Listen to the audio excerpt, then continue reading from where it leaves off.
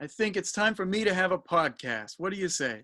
I've supported that before you were a supporter of that. I Before thought I, it would be great. Um, yeah, well, that's just my 2 cents. I'm late coming to it, I think, because I think people figured out after a few months of COVID, nothing else happening. Everyone I see now, I see a lot of people with podcasts. Oh, really? Who? Um, well, I don't know, every comedian I know, if I know their name, they have a podcast. Is Uh, that a new thing? Is that a new thing since COVID though, or if they? well, they can't perform. Oh, okay. They can't perform on stage. Uh, Started watching even Whitney Cummings' podcast. Al Franken has a podcast. All their podcast guests have their own podcasts. You know, every time I see Andrew Yang now, he's not running anymore. He has a Yeah. podcast. Yeah.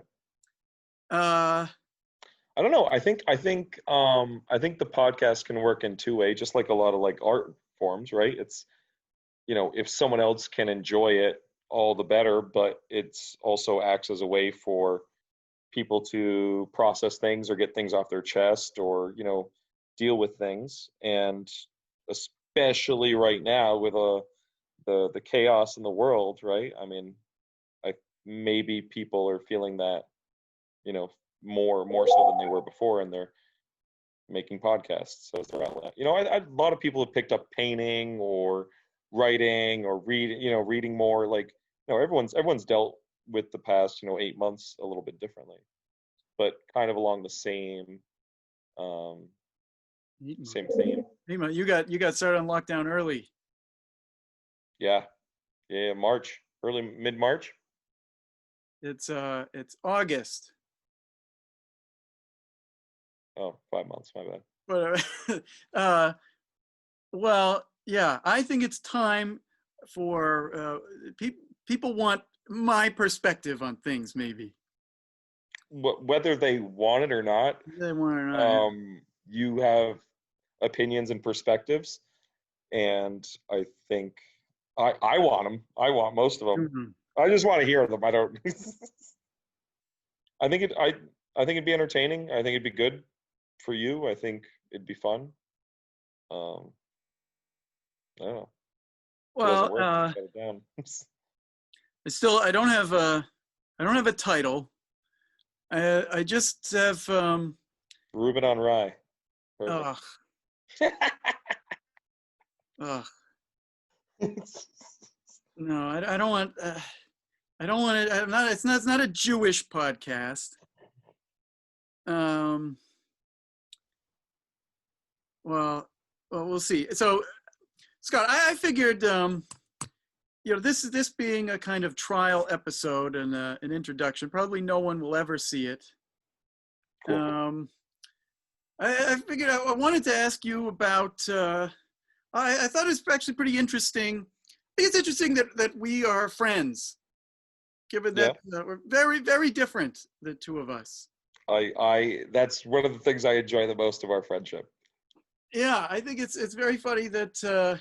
Well, I'm very proud to say I have this friend who is a very well-liked, gregarious guy who seems to be happy with his life. Me?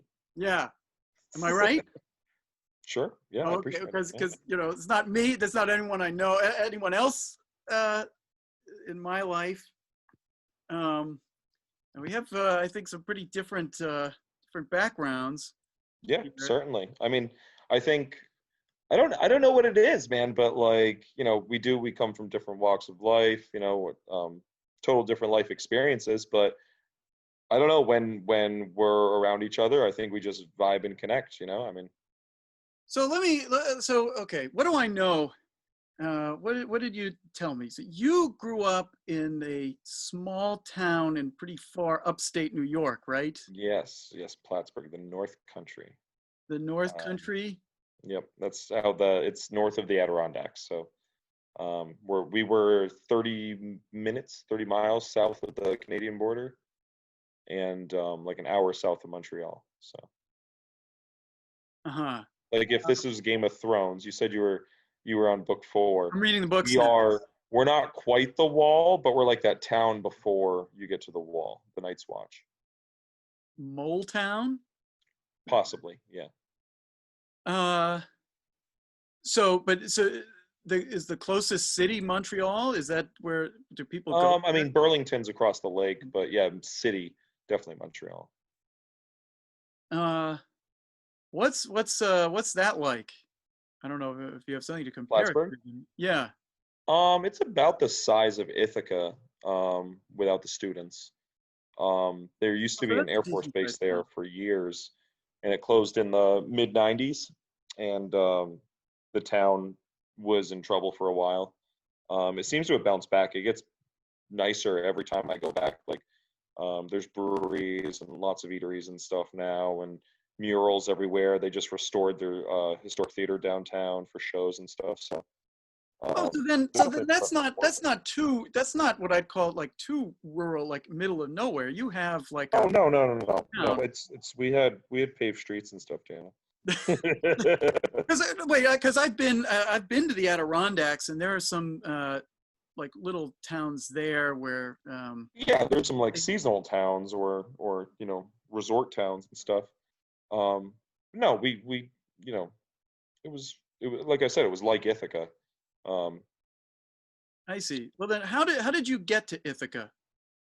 so I had two friends that went to Ithaca College, and at the time I had a lady friend that was going to Cortland State, and everyone was like, "You got to move down here." After graduation, um, two of them stayed here. The girl was a year younger, so she was still in school. The two IC guys graduated, decided to stay in the area, and they were like, "You." I was still up in Plattsburgh, and they were like, "You need a change of scenery. Come down here." I'd been down a few times to visit and stuff, and really enjoyed it. Loved the area, loved the culture, and haven't looked back. So I forget. Well, this is okay. I should say this is the thing that what is so funny is that when I was sent to Ithaca, I You were wanted to get sent. out of there. You were sent to Ithaca. Yeah, I was sent to Ithaca. I chose to go to Ithaca, so I mean that could explain our different experiences. It's yeah. So I wanted at least at first. I kind of eventually grew Who to like some sent you things to about Ithaca? Ithaca. Huh? Who sent you to Ithaca? Oh, my advisor, I guess, my PhD advisor. I got my But you could have PhD. said no, right? I mean, you could have. Now he told me he'd never speak to me again if I said no. If I said no to this job, he worked so hard to get me this job at Cornell that that Does was he? that would have been the wrong thing to do. And do you two still speak? I spoke to him in March. Okay, Uh, making sure he kept his word. yeah, but it's not the best though because it's a whole story of uh, my career as a mathematician. But yeah, so I went to Cornell as a postdoc in math, and I love New York City. The city is the place for me. Yeah. Or so I thought, and I was just sent to this small town in Western New York. Big fish and Big small pond, fish. I'd say. Yeah, as an urbane sophisticate. Okay, I can see Uh, it. Sure. well, um, did you? What about your school? What did you? When was this that you came to Ithaca? How old were you? Moved here in 2008, late 2008, like September, October. I had to go to school in Plattsburgh's community college up there. Um, and then, so 2008, I was probably, you're the mathematician, Daniel. I was born in 86 to 2008, You're just a year. early 20s, That was 22. yeah. So you Okay, graduated. I beat you. Come on, man. No, I know I knew that was what how the moment you said 2008.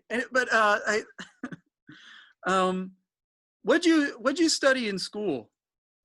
I was athletic training. So, just there was some physiology,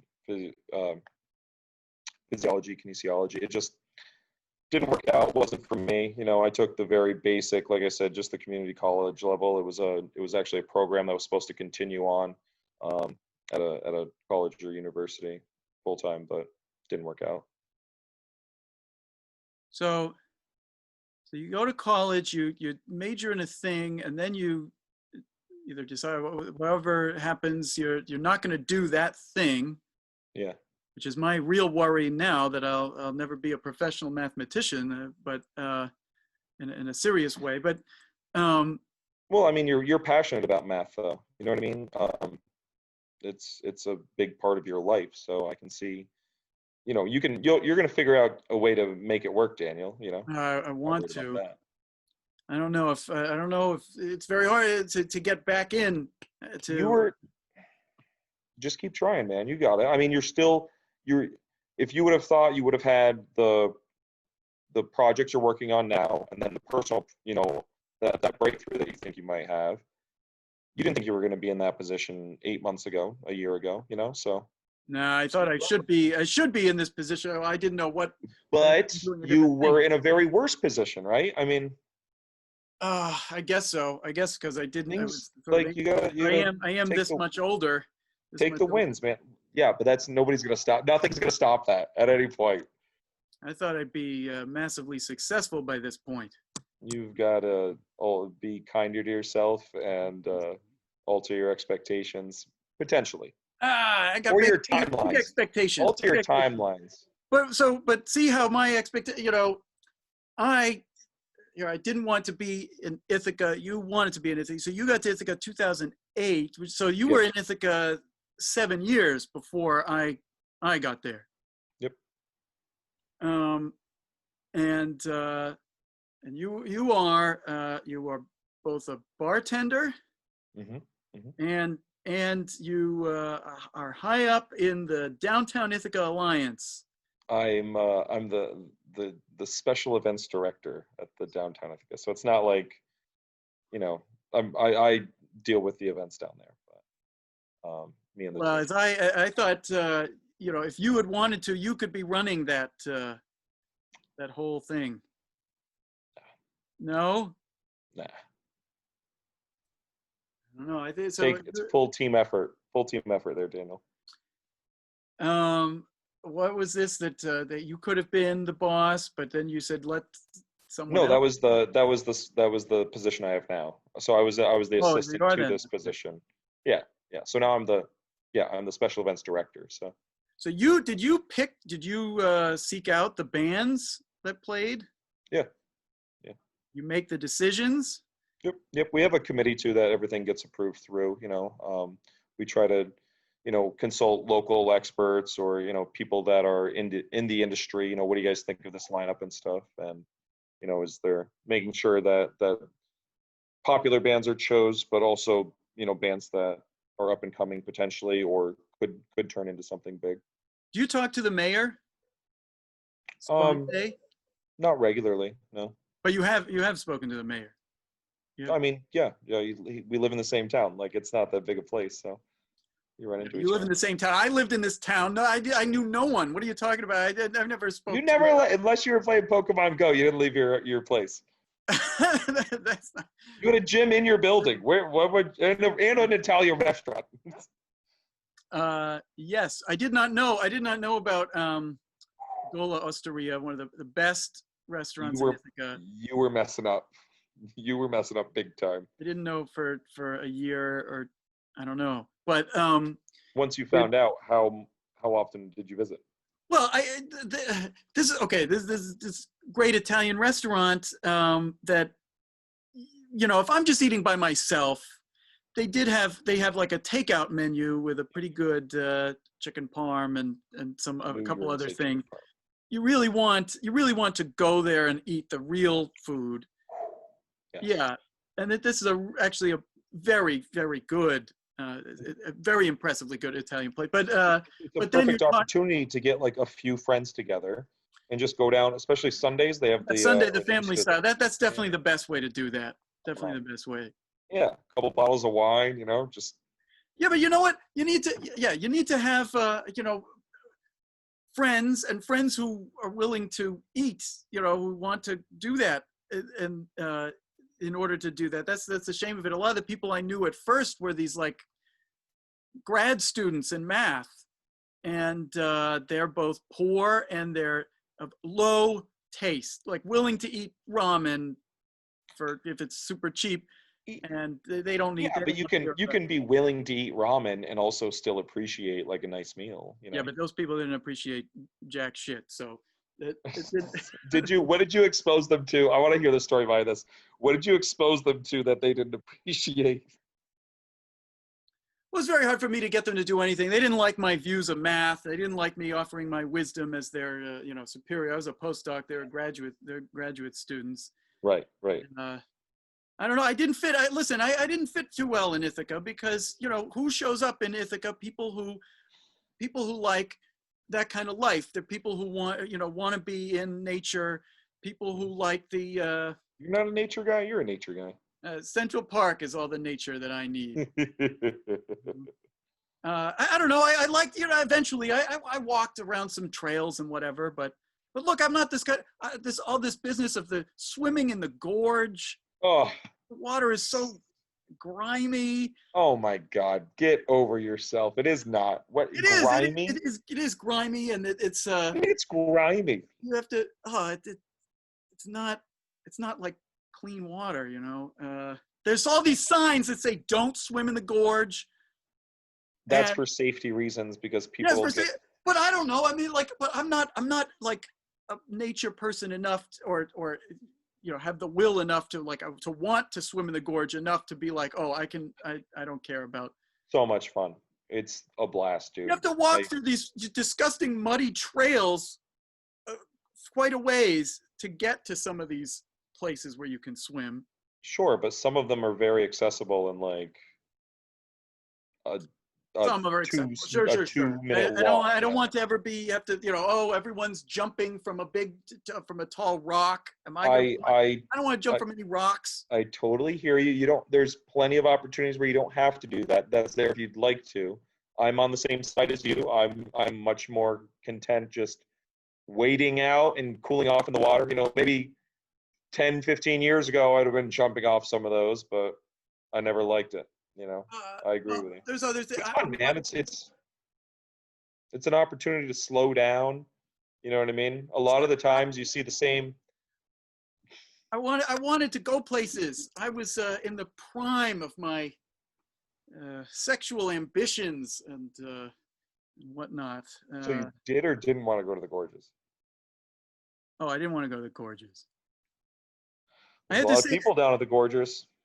I didn't see too bad. I don't know. I just remember, everyone's in their bathing suits and like flip-flops, but we have to walk on this like pretty narrow, precarious trail, for quite a ways to get to where we were going. I had to save my friend from falling down a mudslide or, falling off the trail once. A mudslide? Not a it's just a place like where it was a place where dirt was sliding and he was sliding. That's not really what a mudslide is, but a dirt slide. Dirt slide. I don't know. It took me a while. I had to find the good restaurants. That's a major thing for me. Yeah. I don't know. I love the city. The city has so much. I love walking into all the different neighborhoods, and there's so many other things. You can't get. Let me tell you something. Can't get good. You can't get Mamoon's falafel in Ithaca. Probably not. No. No. Not right now. But why didn't you walk around this community, right? You talk about like one of the things you like in the city is walking through other communities. It's different. I walked in some. There were some nice walks around some lakes and whatnot. But you didn't walk around any lakes. Huh? You walked around a lake. Not the big. I didn't walk around Lake Cayuga. I walked around Lake Beebe at the. Oh, Beebe Lake, sure. I don't think Beebe Lake counts. Whatever. There's stuff. So I did walk around and before Pokemon Go, by the way, but Pokemon Go made it a lot more fun actually. But anyway, the point is I was in the wrong place, and the people there who I talked to did not share my sense of priorities and not my politics and not my ambitions, not my also not my sense of what math is important either. Sure. But we wouldn't have met each other if not for this acting class. Mm-hmm. Uh, Fate. Fate. Uh, Why did you join that class? Because I was there. You joined, I think, a semester after me, or two. Was it one? I Two? think you were 2 semesters ahead of me. Okay, that makes sense. So I saw these posters around town. Mhm. I've been in Ithaca a year, and How many times had you seen them before you decided to call, do you think? many times because I'd seen them for about a year, Mhm. right? Okay. Because there was even one in the math department. It's a very good poster. This is very smartly done. It's just pictures of a bunch of people, and it says like what profession they have, but they're also actors because they in this thing. There's one, remember the one that said, I'm an actor and an actor? Oh, really? There was one, yeah, it was great. You know, I someone is forget a who it was. I pro, I forget who it guess. was. Uh, but I agree, though. I, That's the posters were a big reason why I joined as well. well, I called because look, I've been in Ithaca a year, and I was pretty miserable. I needed something to do where I'd actually meet people. That's Yeah, one thing. Okay, that's for sure. And I didn't know what to do because the things I like to do are not things that people in Ithaca like to do. I don't. It's not like I wanted to act or be an actor. That's another thing, though. I just I was back then doing stand up, hmm which I and still haven't seen any of. yeah, You've shared your material with me. We've talked about it, but I've yet to see you on stage with a microphone doing a set. I've never done it in front of someone I know. How dare you Uh, I deny guess. us? Well, here's the thing. I was doing stand up, and I've gotten laughs, Great. I but believe it. I mean, but what was I gonna say? I hated doing it. I hated it so much. wait, why did you hate it? I thought you loved it. Oh, if I loved it, if it was something I loved to do and I could just do it, that'd be great. I just do that, and I'd be I think I'd be famous by now, or I would have learned that I'm not good enough at it. But I don't think that would have happened. No, it's because I go. It makes me. I've never felt such anxiety, such a terrible feeling preparing to do that. But what? How does it feel after or during? How does it feel after doing? It felt good at some point, right? Or no? Like No, getting laughs? Isn't that amazing? Like that's supposed to be. just one sec. Sorry about that. I was Everyone, distracted. everyone okay? Everyone safe? Yeah. This guy does this from time to time. Maybe this will be edited in post. I've heard that's a thing. Never gonna happen. Never gonna never Never gonna gonna happen. happen. Well, okay. So you asked me about stand up, Yeah. and the thing And about how you felt. You said how you I were felt. very anxious preparing for it and maybe No, even leading up to it. But I wanted to know how you like, was there some sense of some feeling of like some rewarding feeling either when you got a laugh or after you got off stage, where you're like, oh, that went well. well, I have to tell you, you know what? Um, I love writing this stuff. I feel so good. I'm Okay. so I'm so pleased with myself, because I'm like, this is good. I got good stuff. But I hate. I'm not a natural performer. I'm not a person who gets on stage and Sure. is good with people or a crowd. Yeah. It's just all ego. It's just my sense of like, I'm funny. Other people are not funny. I want to be recognized. I want people to respect and laugh at my stuff. And then wait a minute. Like then you're walking to the place to get on stage. You realize, wait a minute. I'm not a person who gets on stage. What, like, what am I doing? hmm Um, Yeah. and so I am so afraid that I'm going to blank, and that hasn't happened. That hasn't happened yet. Because Were you back at it since you left Ithaca? no, and I can't do it now, which is why I'm doing this. It's very hard for me to, and you can't even, unfortunately with places closed, this gives me an excuse not to do it, but I probably wouldn't be doing it anyway because I hate doing it so much. But I can have a conversation and see if something I say is funny. It makes me feel so sick waiting to go on. Sure. And then what about how as the set goes on, or like when you get your first laugh, or well, that's when a good. joke really goes over? Because you may not get that first laugh. That happened once. Great. No, it's not great. I realize doing it that I'm so out of it. I'm so distant from people. I'm saying the thing that's in my head. You're just repeating it. You're not. Well, I'm trying to say it the way a person would say it, but I'm not like, I didn't have the confidence to do what like Louis C.K. does, which is like just to have a notebook and write down just the phrase "chickens are dumb," and have that be the only thing you write, and then he's going to get on stage and have a whole thing about how chickens are dumb.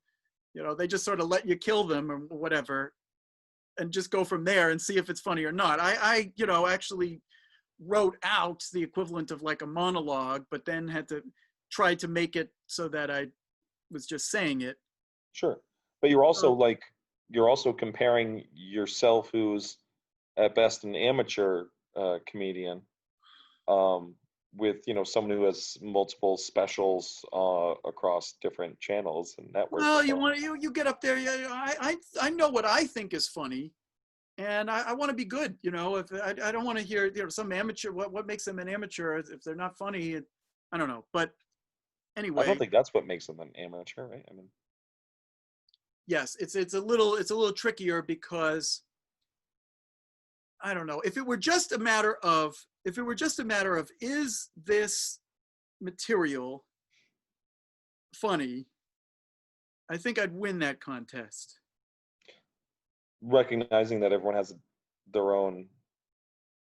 Yeah. But I have such a what I have is not just it's not just one-liners that are funny. It's a whole personality that people need to see. That it's a whole. It's somehow just right. I think I'm something that other people are not getting from anywhere else, and I agree wholeheartedly. But anyway, who better to do it than you, Daniel? Right? Like exactly. And so I could never. I don't know if I could write for. You have to do it. I don't know if someone else could. If it would translate through someone else. Right. I want full, authentic Ruben. Yeah, organic. But I want organic. I don't know if other people want that, but here's the thing though. When people don't laugh, it's jarring. I don't know. I just kept going. Fortunately, do you acknowledge when it doesn't go off? I have not acknowledged during a set before. I have planned. I have ideas for how to, or I've prepared myself to acknowledge it in the future. But I hate to write laugh lines that are so telegraphed that you're really putting yourself on the line if you do that and it doesn't get the kind of laugh you want, because then the audience knows they were supposed to laugh. That was supposed to be a funny thing. Like this idiot on stage thought that would be funny, and it's not funny. Like, what the hell are they doing there? It's like your whole sense of stuff. I think acknowledging that moment, even if you consider it a failure, would be hilarious, right? I mean, that's you see some stand-ups do that when a joke doesn't land, right? They're like, oh god. Yes, but so that's this isn't going well. I mean, see, you just laughed at that. It isn't going well. I have some things to say to people who don't find me funny, but I guess I don't know. And when people do laugh, it's some kind of affirmation that's true. But my persona is this. I don't know, this person. Your persona. You don't go up there as yourself. You go up there. It is basically me. I'm trying to describe what my persona is. This person who, I don't know, has this naive, childlike sense of inflated sense of self, even as he's not getting what he wants. He says, his ambitions far outstrip his abilities somehow, and it's supposed to be endearing. And I don't know. There's some kind of, sometimes there's a, I don't know, lack of. I don't know. Let me not describe. Let me someday just do my jokes. But anyway, yeah. Where I relate, the travails of my life with my observation and analysis. That's what I do. But I don't know. So, did you feel good at any point during the process? Like you said, you were very nervous and anxious. The most I felt good. I felt good that I had done it. Like a sense of accomplishment that you had gotten through it. And yeah, because I was disappointed. Like, here's the thing. Once, from the moment I thought, I should be doing this, every time I didn't do it, I felt like a failure. And then, I don't know, then you do it, and if you don't get the result you want, you also feel like a failure. But there's probably a lot of adrenaline too, though, when you do something like that, at least at first, right? I mean, you know what? I don't know if is it adrenaline? I just feel jitters. such nerves and anxiety. I have to, a couple of times I ran to the bathroom. You don't know how many times Did you throw up? I didn't throw up. No, I have stomach issues, and it's so hard for me to throw up. It takes me hours and hours. I'm just sick without throwing up for hours and hours. That's me. Please say no more. Unless you really want to. No. I don't. But how many times do you think I walked from my apartment all the way to lot 10, where the open mic is, only to be outside lot 10 and just walk all the way back up the hill to my apartment, having not stepped in there? Yeah, but you know what? At least you made the walk to the door. I mean, it wasn't your end goal, but you could have not left the house. You know what I mean? And that's that's a very optimistic way of looking at this kind of thing. It was easy. Yes, I forced. Dan, if we don't have optimism, what do we have, man? Take one step after another. But anyway, but you did get on that stage, though, right? When I did it, yeah. When I did it, and trust the process, brother. I was okay. I was happy that I had done it. I was happy that people laughed. Mm-hmm. The very first time I did it in Manhattan, I got some laughs and not all. Tough town. Well, it's all the other. It's only other people at the open mic. It's not an audience. And I realized that when I'm so you're kind of like workshopping at that point. When I'm at the open mic, I can't listen to the people ahead of me, because I need to know what the hell I'm going to say, or I feel like I'm going to lose it. So I'm really not even paying attention, and I can't tell because I worry that the people are both somehow not paying attention, and they buy into this idea they need to encourage the other people, so they do just make the expression of laughing when they feel like laughter was asked for, even when it was. So I have no idea what those people want. But in Ithaca, even though it's not as often, you do get some locals, some people walk in and actually listen who are not doing the open mic. And I did get laughs when I did do it for the first time in Ithaca, with basically the same set as or a little bit modified that I was in Ithaca. What's gotten the most laughs? What's gotten the most laughs? What's your home run? Not your personal favorite. What's gotten the most laughs? Produced. Think about it. You don't have to give it to me right now. Yeah, that's a good question. But I want to know, and I want to hear it. I want you to present it to me. I know the first thing I said that got laughs when it was in Manhattan, because I was saying a whole bunch of stuff, and there were like lines I thought were funny, and they weren't getting laughs, and people finally laughed at something. What'd they laugh at? What was it? They laughed at this thing. I was talking about how, I'm this professional mathematician. I'm not some degenerate like the rest of you. I'm this like, I have a person. I said, I always thought that I'd be like one of the the great mathematicians like Gauss, Abel, and Riemann, the mathematicians we all know and love. That was the line they laughed at when I said that it was these three names of these greats that I was that we all know and love. They laughed at that actually. They didn't laugh at the degenerate line before that. No, they didn't. Yeah, they didn't laugh at that. That wasn't my line. I'm paraphrasing here. This is way back. Anyway, the point is, why are we talking about? All I was saying is, okay, I do stand up, and the only thing I got out of it was I was glad to have done it. I was glad to have the affirmation that I could get laughs. Sure. But I didn't. It wasn't like I know I'm doing it for the wrong reasons, according to like someone like Jerry Seinfeld, because I don't care about people. I want something for me. I'm not really trying to entertain people. Let's be honest here. Yeah. Well, are you trying to entertain yourself? Yeah, I'm very pleased with. Yeah, I want what I have to say to be out there. I want my perspective out there, and I want it recognized with laughter, the laughter I think it deserves. Sure. Right. I don't know, man. I don't, when most of the time when I tell a joke or say something out loud, it's mostly for my benefit or Yeah, because how I often think are it's you funny telling? and I'm going to laugh at it. I mean, if someone else laughs at it, even better. But if I think it's funny, I want to talk about it or bring it up or comment on it. How often do you tell a joke that you came up with? Probably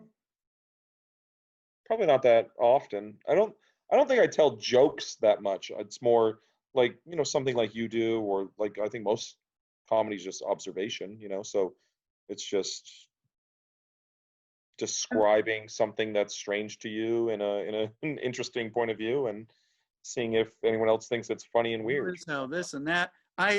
Yeah. Well, because the point here is that when you were telling your own thing that you came up with, and you're hoping people will laugh, that's when you're putting your whole identity on the line. Like, am I good? Is what you're asking every time. I don't think it's am I good. It's is this joke good? It's not. You're going to define. If the joke isn't good, what are you doing? Have you researched comedy at all, dude? Like every comedian will tell you that they have failed like so many times. They've had so many jokes that aren't funny. I have no problem. Listen, I have no problem with someone saying something that they really thought was fun, or like saying something that they honestly believed in, and say that, and people don't laugh. And I've now realized there are all sorts of reasons why people laugh or don't laugh that don't have to do with the specific merit of what was said. But what do I want to say? If what I can't respect is if someone reaches for something that shouldn't be, like they know that their job is to be on stage and they need to have a joke about something, and they put together something that like sounds like a joke.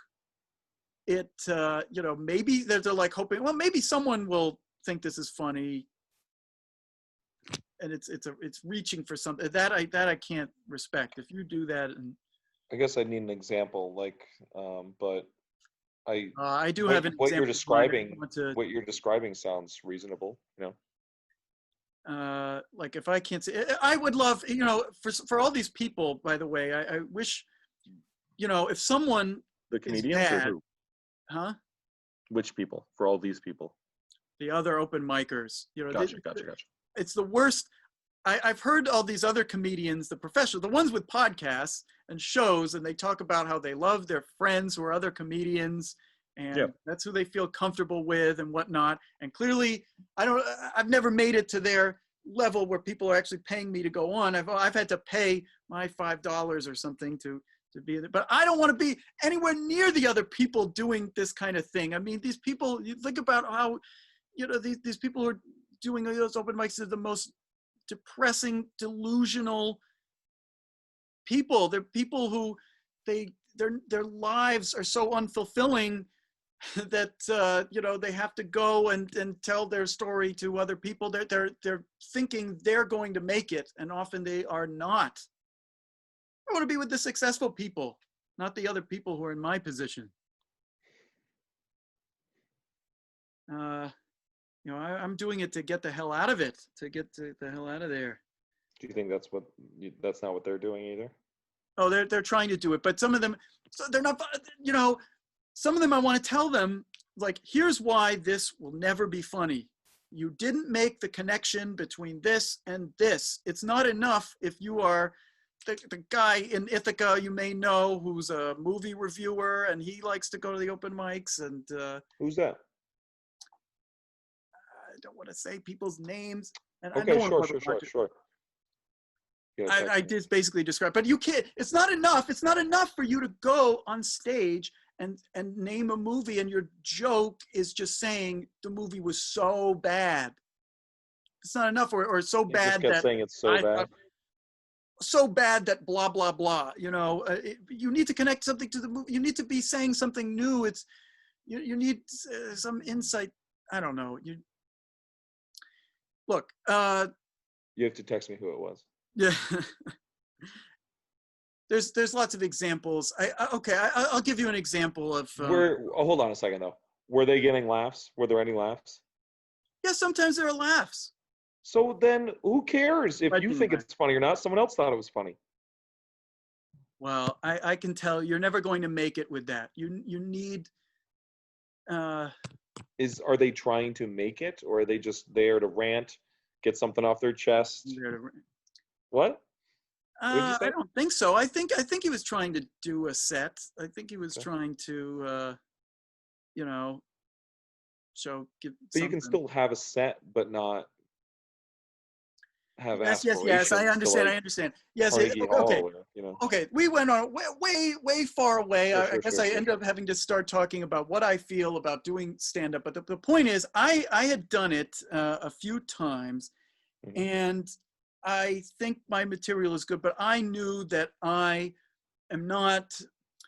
I'm very nervous about doing it, and I don't have. You have limited exposure with it too, so. Yeah, it didn't have a connection with the audience. And I thought maybe if I did this kind of acting stuff, that would somehow help me. And then, of course, on top of that, I thought that this Meisner technique, which is the thing in this acting class, could help me in life. I know what the Meisner technique is. Yeah. Doesn't need to the audience. If we talk about it, we don't need to define it now. This is not the purpose. I wanted to talk about the difference. Follow the link at the bottom of the screen. Drop that in post production, Daniel. I think I'm going to talk to my uncle about theories of acting. See what he has to say. Yeah, why wouldn't you? I mean, I'm surprised you haven't already had that conversation with him. Oh, I mean on for my podcast. in this meeting. Yeah. Before I can get famous guests, I need to first get all my friends and family, people who I can actually use all your connections, man. Use your network. Yeah. Well, okay. So that was why I did it. That's why I called Eliza. Why did you do this? We're not supposed to use people's names, Daniel. But much like you, I had seen the posters for, probably a couple of years, actually, a little bit longer than you had. And it was always something that seemed like it'd be fun or cool or interesting, but I was never a theater person growing up, never did any of that in school. I had friends that did it and it was cool, but besides showing up on the day of the show, performance, I had never done anything. No, but so then you had way more exposure to this than I did. It's not like I'd ever been to a show or I had any friends who had done it. You didn't have like a high school play, or? There were high school plays, and I wasn't. Attended? I was in my 5th grade production of Peter Pan. What role did you have? As Michael, the youngest brother of Wendy. Sure. It's all about Wendy, man. I don't know what the hell our play was about, but that was back when like every kid is in the play. Yeah. I hear you. Yeah, I did. I thought that was great. So I auditioned for one play in the beginning of middle school, and it was never asked back. Never part of that again. So you've had more experience than I had at that point then. No, that's not what I'm talking. I'm talking about you. You said you knew people who had done this thing in Ithaca. No. Oh, Misunderstood me. Sorry. No, I had friends who had, been in plays or, you know what I mean, small productions like that. But what I was saying is, besides showing up for the performance and supporting them, I had never experienced anything about pre-production, day of, or any of that stuff. So it was cool. And what pushed me to take the class? I was in a transitional point. I think I had just got out of a relationship, and I was, same sort of thing, looking to meet new people. I nothing against my existing circles at the time, but I needed to stretch a little bit, and it seemed like a fun opportunity. And then once I got there and met, the instructor and the TAs and the advanced students, it felt like a very safe place and inviting, and it kind of clicked. you fell in with them right away. Dude, I was blown away.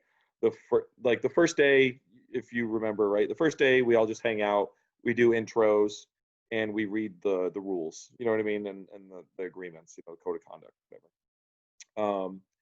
And I don't think there might have been like very little instruction, you know what I mean, very basic like introduction to Meisner stuff, But I remember like the next class or the class after that, the advanced students started taking the stage, and even like second, third semester, we had all the way up to fifth, I think, and maybe someone that was there doing their monologues. But just seeing like the amount of, I don't know if you felt this way, but like seeing the emotionality that they were able Yes. to portray and tap into was just like my jaw was on the floor. I was like, wow, I want to be able to either do a little bit of that at least, or just be as close to this as I can now, because it was so infectious.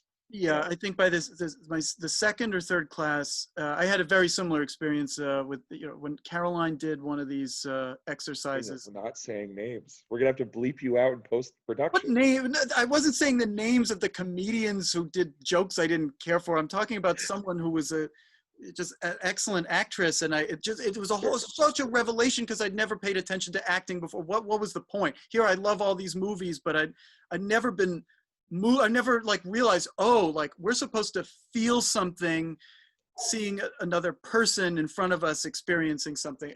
Whatever. That's a huge thing. I mean, for me, I'd never bothered with emotions in my whole life before. Yeah. I mean, the whole thing blew me away. But I think we could have a whole conversation about that. Probably a series of conversations. Yeah, because that's a huge thing. So we ended up both in this class together, which is where we met each other, and hang out. After class, we played poker eventually, and then we're in some scenes together. Some dinners. We went to dinner a few times. Come on. Yeah. The Szechuan place. Oh, it took a long time for me to get anyone to go to the Szechuan place. It's a good place. You're not angry about it at all. Well, I don't know. It took me a while. I have to ingratiate myself with these people they've all been doing it longer. And if you remember, in my semester, I ended up being the only person left for my year. There was no one else. Scared everyone away. Yeah. Just kidding. But no, but we went. There were other like class dinners, or just like people afterwards going out grabbing a bite and stuff. I feel like you participated in some of those. Yes, but eventually. Sure. But look, what I want to ask you is, well, I can't fathom what you do. Like, I could never be a bartender. I could never live. Huh? I think everyone should take a crack at it. I think everyone should at some point. But it would be such a disaster for me. Hmm? It would be such a disaster. Uh, because first of all, people Well, would, first you don't know until you try, Daniel. But okay, go ahead.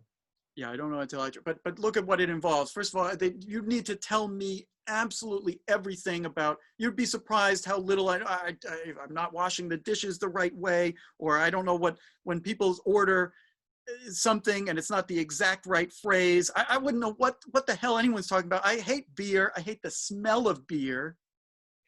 It's not my. There are bars. There are bars that don't really deal in beer. You know, there's different kinds of establishments. You gotta learn how to make cocktails, I guess. But I mean, I that's don't the know. whole gig. Yeah, it's You have this. I don't know. I'm sure you had it before. You were a bartender before you did the acting class. yep, yep. Yeah. So you look when you are in Uncle Joe's or when you're down. Everybody knows you, and you are friends with everybody.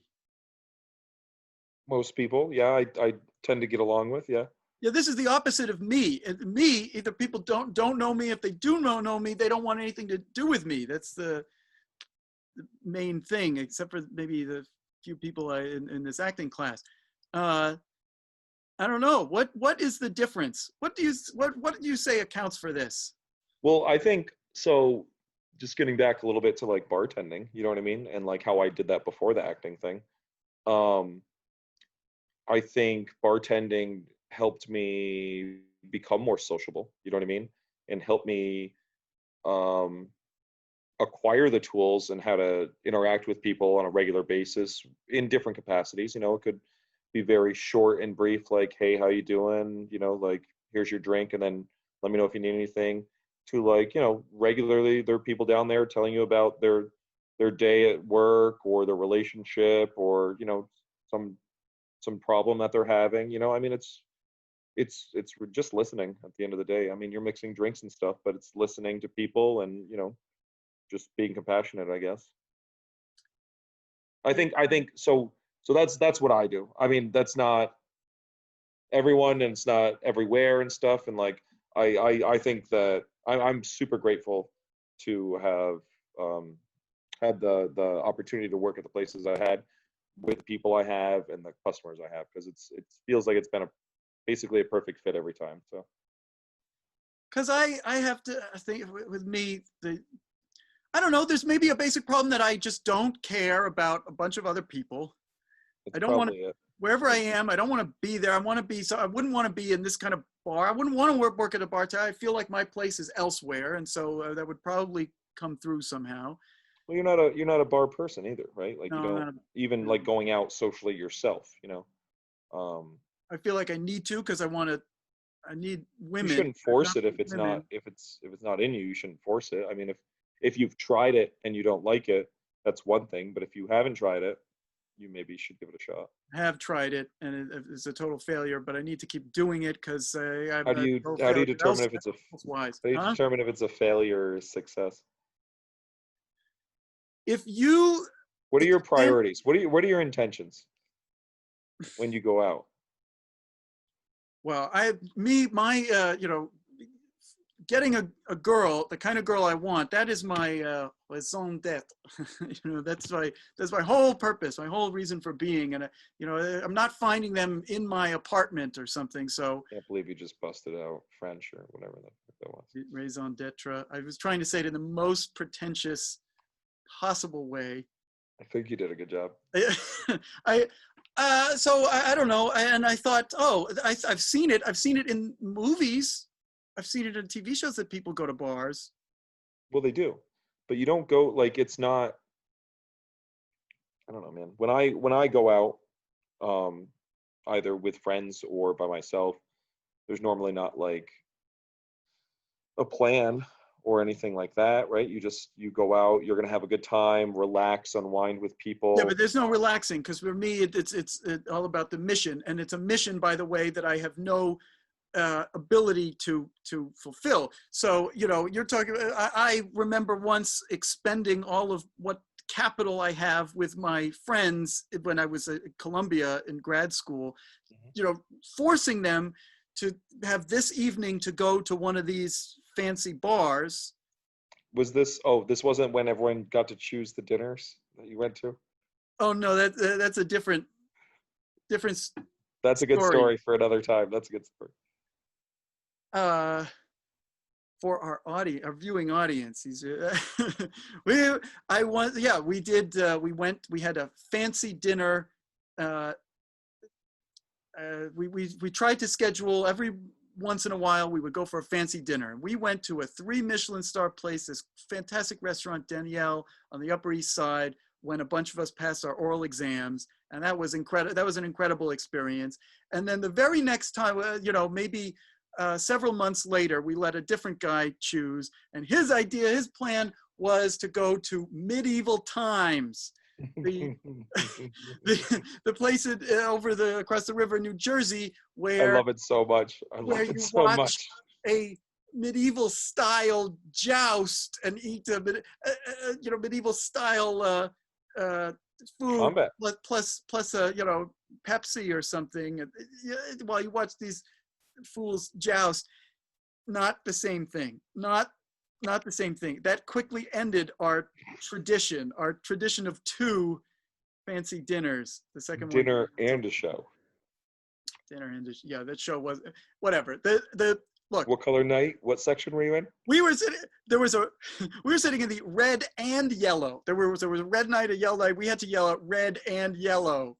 Lame. And the whole thing is you're watching these guys who I guess are well trained with horses. I mean, it's impressive on some level, but actually you quickly realize, if you're not like 5 years old, that this whole thing is like scripted so that the hero is the white knight or something, and a red and yellow knight doesn't stand a chance. Was it a good show though? What is it? A good show?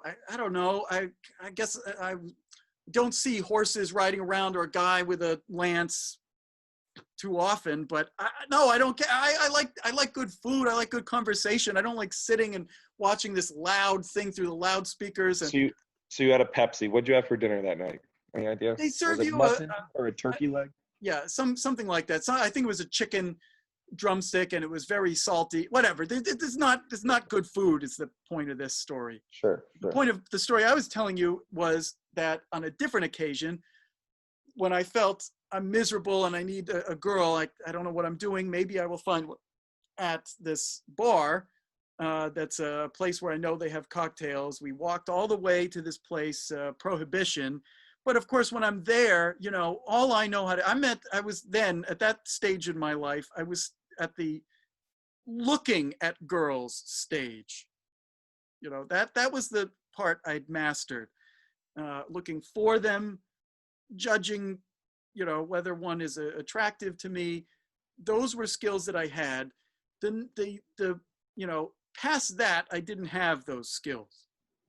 So the skill of initiating something, actually, I don't know if I have that skill now either, but anything else I wasn't good at. And so it got to the point where, I'm there and I know why I'm there, and I'm not seeing what I want. And even if there are women, I'm very ambivalent. And even if they were attractive, I wouldn't be able to say anything to them. And then my friends are just this was a louder night. They were playing music, and my friends know what I'm there for. They're trying to drag me physically to dance, which is another thing I don't do. It was just miserable as can be. And I said, you know what, this isn't going to happen for me. This is not how it's going to work.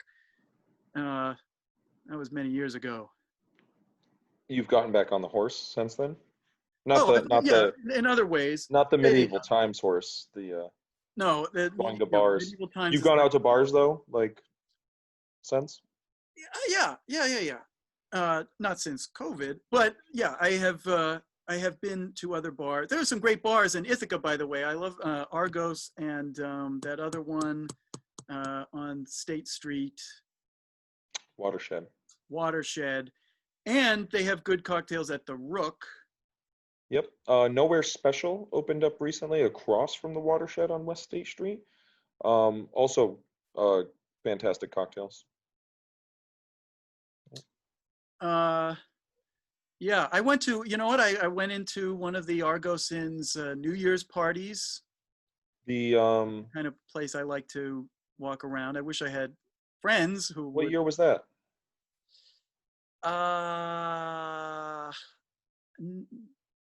2016, 2017, I guess. Yeah. Were we when did we meet? We met fall 2016 is when I started. It's been that long. God damn it. Uh, but So wait, who did you go that so that December you went to New Year's Eve party? yeah, I just walked in. I just By walked in yourself? by myself What was because everyone else doing? I didn't have anyone else. I was probably well no, but like the class. I guess the class doesn't normally do like a New Year's Eve thing.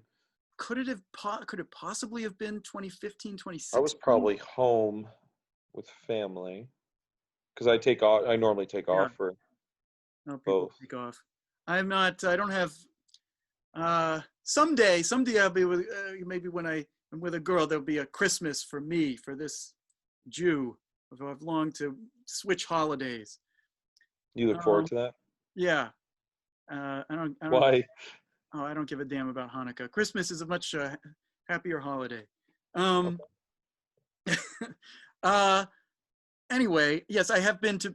I'm better around bars now. Not Hmm. as good. Still can't dance. That's not my thing.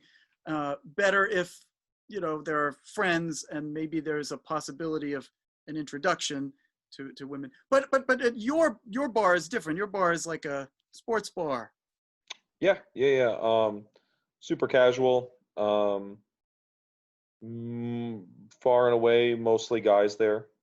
Men. Um, And sometimes, Scott, have you noticed? Because I've noticed this a couple of times when I've been there and you've been there. Sometimes there are these older women or middle age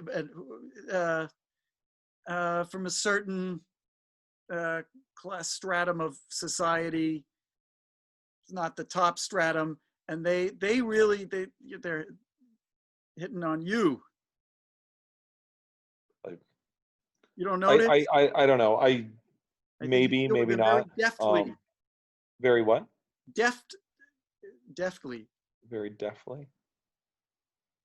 Well, you didn't end up in their arms, but they ended the night going home and still having a high opinion of you. That's what I mean.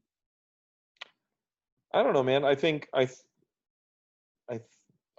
I don't know. There've been people who flirt with bartenders. Like bartenders get like some attention sometimes like that, but most of the time I figure it's just either the booze or they're feeling a certain type of way, but it's kind of it ends there sort of thing. And if they when we see them again, you might bring it up or something and tease them or give them a hard time about it. But I think most of the time it's You've never met any girls by you being the bartender?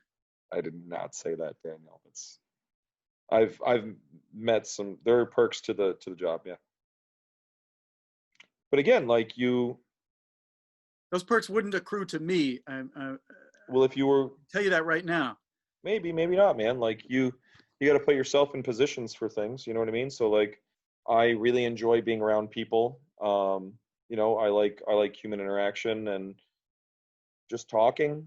And just sharing moments and stuff. And if You don't I get the choose sense to be a that, bar, if I choose to bartend, right? Like there's almost a built-in audience for that. So because yeah, that's probably my natural sense of contempt and derision for certain sorts of people is what really holds me back in this domain here. But which domain are we talking about? the domain, I don't know, of being a bartender in a bar like your bar. I mean, I don't know. Maybe it's just because I guess I basically don't care about just all the people who come in. I'm very But discriminating like, somehow. okay, I want to be. I'm looking up. I want to get with a certain kind of girl, and the other people, I don't know. why are you reading Game of Thrones right now? The series, the Song of Fire and Ice.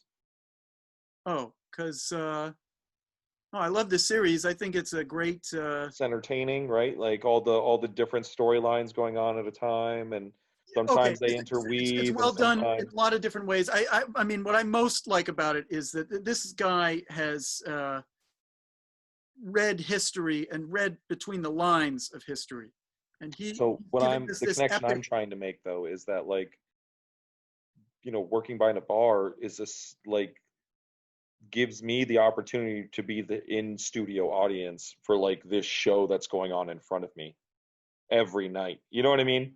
Like every person that comes in there has their own story and their own, you know, history and their own path they're going to walk that night. And it might like intertwine with someone else's there. It might not. More people will show up. Like it's entertaining for me. Like you talk about, it's like ultimate people watching, man. Except Oh, for you get to be an active player, choose when you are, choose when not to be, and it's it's great. All from the safety of behind this, you know, 3 foot piece of wood that actually physically separates you at times. hmm. I don't see the connection between that and anything that's good about Game of Thrones. And I don't know. To me, I don't know. A lot of people's stories. You know, I've been there to that bar and I've tried to talk to some of these people, and I don't know. There's not a whole lot. Had all that much in common, and we don't necessarily like the same stuff. And I don't know if these people. It's very hard if these people don't help me somehow. I know I have all the bad attitudes, all the attitudes a person's not supposed to have. But Maybe not bad at difficult attitudes. You know? and not only that, because but Challenge. even if I did care, you know, I also didn't have that facility. You know, people don't take the right thing from me. I'm not good at projecting anything genuine. I mean, that's a lot of why I went to that acting class. You're not good at projecting anything genuine. Anything genuine and good. Uh, There we go. Oh, Daniel. uh, I don't know, man. I think also like um it's fine to have an idea about what an idea and expectations about what something is, but I think especially like everyone down there is relaxing and stuff. So I think the more go with the flow, easy going, you know what I mean? Like just be open to adapt and just go where the night takes you sort of thing. I think that goes a long way in those atmospheres.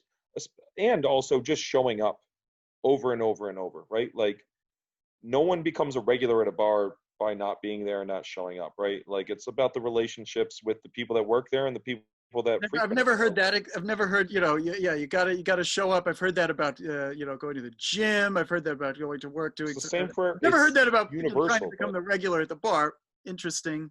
it's universal though. I mean, Uh,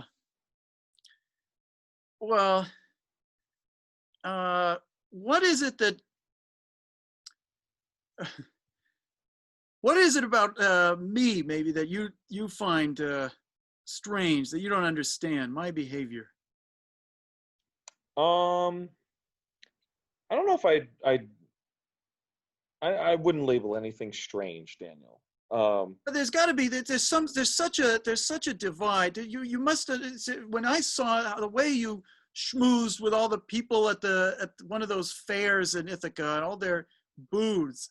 You Yeah. know, there's just no chance in hell I would ever be able to do this. And, you know, the only thing I have to think is like, here's some ugly guy from the middle of nowhere thinks his little crafts are good. He has the nerve to come here and sell these. Like, what the hell do I have? I'm not talking to. What do I care about this guy? But they Yeah, I guess respond that's a to you. good starting point. I mean, like, I don't necessarily. So at that in that capacity, when I'm at those shows, right? Like those, I'm putting those on. You know what I mean? So I'm going around. I'm playing host. You know, I'm checking in on everyone, making sure they're doing okay, they're having a good time. If they need anything, you know, if there've been any problems. So, um, I don't know, just taking like an ownership over the space and the festival itself, I guess. But I don't know, to a degree, like again, I enjoy interacting with people and stuff. So it's like when, you know, a lot of these people are repeat people. We talk about regulars at the bar. A lot of these vendors at the festivals are regular vendors. You know, they're there, you know, maybe twice a year, but twice a year for the past 10 years, you know. So you establish, it might be very, very like thin relationship, but you recognize each other, you know what I mean? And you're sharing a same space and time, like you might as well be somewhat friendly with one another and, you know, Yeah, well, I've interact, you know. tried to be friendly to some people. Uh, I don't know, man. It's just easier. It's an easier way to go about the world, right? yeah, I'd be doing it and I'd be pretending though, you know. Why would you be pretending? Because you don't care? Yeah, because I don't know. I don't want anything to do with this or that person. If Right, but I think so. I think I hear you. What's different between that and when you're like going out to a bar or when you're it's the trying to have a same. conversation I'm with always somebody? It's just all I know is pursuit of those few what I want. Yeah, yeah, yeah. That's that's that's not good. Yeah, how did you? You have a girlfriend now, right? Yeah, sort of, a little bit. Seeing How somebody. how did that happen? Met through the bar. Met through mutual friends. I was like, where it was someone that people that I've known for quite a while and have frequented the bar pretty regularly. And they routinely come in with the same people, their same group and stuff. And all of a sudden there was a new person there, and it was like, where did this, like, who is this new person? This is interesting. Let's, Yeah, yeah. investigate. You were well set up in that scenario to start talking. You don't have the pressure of initiating with a complete stranger. This person's already connected to you. You're absolutely right, man. But You have put just the yourself in a right thing to position to say. succeed too, right? Yeah, who are If you my? know your strengths and weaknesses, work around your weaknesses and, lean into your strengths. Hmm. Or force yourself to address your weaknesses and build them up until they become strengths. Like those are the two positive outcomes. There's more, but I don't know. It's a little vague. Uh, I don't know. I got a lot of weaknesses, and I keep trying, and it doesn't work. It's got to work at I'm on so I'm there's a saying so I'm time saying if you're pressure here. not good like talking, interacting, or you know what I mean, like socializing, either work on it by forcing yourself to go out in those types of situations, you know what I mean, and actively participate in those kind of gatherings and spaces and stuff, or disregard that side of interaction and work on, I don't know how you can work on Need friends who are willing. I don't know. Maybe if I'd stayed in Ithaca, I could have used your help use your network. Absolutely, man. extensively. Well, who do you I mean, no one's hanging out with people right now, but before all of this went down, you had been out of Ithaca for some time at that point. Like you must have a network where you are now, like of friends and colleagues, but well, not, I mean, I no my colleagues. My you know what I job mean. is remote, and Sure. I have a couple of friends What here. was it like? What were your interactions like before the quarantine and stuff? Were you guys hanging out regularly, going out? Were you guys going to each other's places? What were you doing? Yeah, a little bit. We used to go to a bar trivia. Obviously, that's not happening. Um, we hung out at this one guy's place. It's unfortunate that somehow in this circle of friends that I have here, Mhm. the majority are sort of like me, educated young men who are unable to find work and unable to find success with women either. I need to be with the successful people and take part in their success to get my So own who do success. you see as the successful people in something like that? Well, if if I'm where I belong, if I were, good and famous and whatnot, Okay, cavorting about and sure. attending Yeah, parties yeah, yeah. with my With man a white JT, silk scarf wrapped around your neck. But I don't think in the that here and now, would. you know what I mean? Like if everything went away tomorrow, bars are open, people are socializing like none of this ever happened. I'm still going to be bad at it. I'm still not going to be able to do it. Sure, but how do you just said you wanted to position yourself with the successful people who, where you are, who would that be? Where would that be? You know what I mean? What does that look like? Like you can't have a plan without, seeing it all the way through. Trying to You know, make it either with my math or with my podcast, my but stand-up. okay, so okay. I I gotta misunderstood. make it. When you said you were hanging out with your friends that were in similar situations and you wanted to set yourself up with other people, Yeah. how would that look? Where and how would that happen? You know what I mean? Like, I don't know. There's only so much you can press friends who are not to, I don't know, help me in my own personal life. I mean, and how much can a person do for another person, really? I mean, it's pretty case by case, I'd say. Well, if only I knew people who also knew other people. And Well, that's the thing, right? Like, so then you just have to make those connections, it sounds like. If you were in Ithaca, Dan, you'd be all set. also, you're gonna, do you want to live in Ithaca your whole life? For now, I'm not, I haven't bought a house or anything here, so I'm still pretty flexible as far as if an opportunity arises or the wind strikes me right. But I definitely have connections to this area though, and consider it home right now. So yeah, I don't that's think the thing. I don't think I'd mind it. You have all these connections and all these friends, and that makes it good. And you have your job there, and what I had the sense living in Ithaca was not, to me, a real life. I felt my life was meant to be in the penthouses and townhouses of Manhattan, and having a company and skyrocketing to the top and being a public figure somehow, and attending Eyes Wide Shut style parties, not whatever was available in You just had to slide a little some joke town. there, didn't you? Huh? You had to slide a little joke in there, didn't you? What joke? The Eyes Wide Shut parties.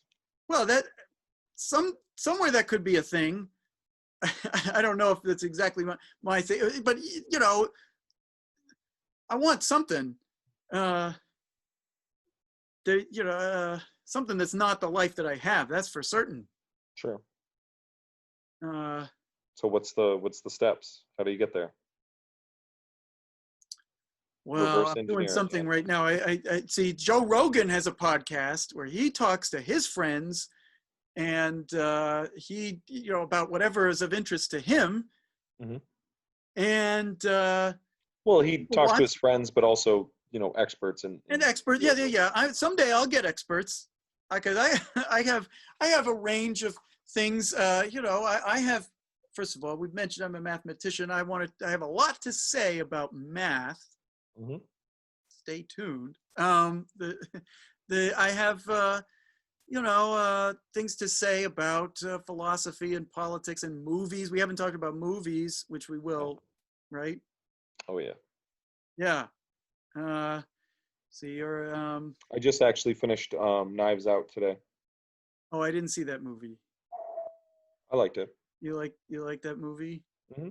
This is with Daniel Craig, and it was Great cast. Yeah, Daniel Craig's in there. by the guy who did Star Wars Episode 8, right?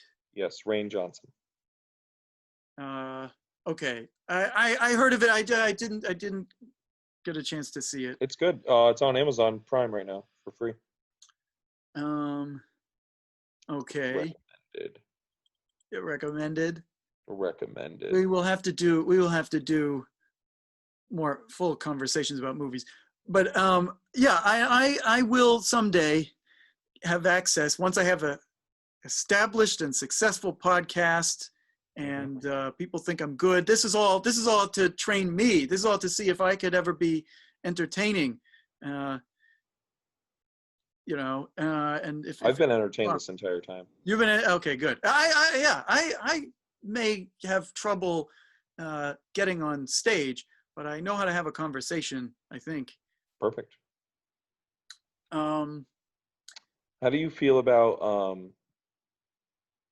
Jerry Seinfeld's Comedians in Cars Getting Coffee? Oh, I have a lot to say. You watch? Have you? Fantastic. Yeah.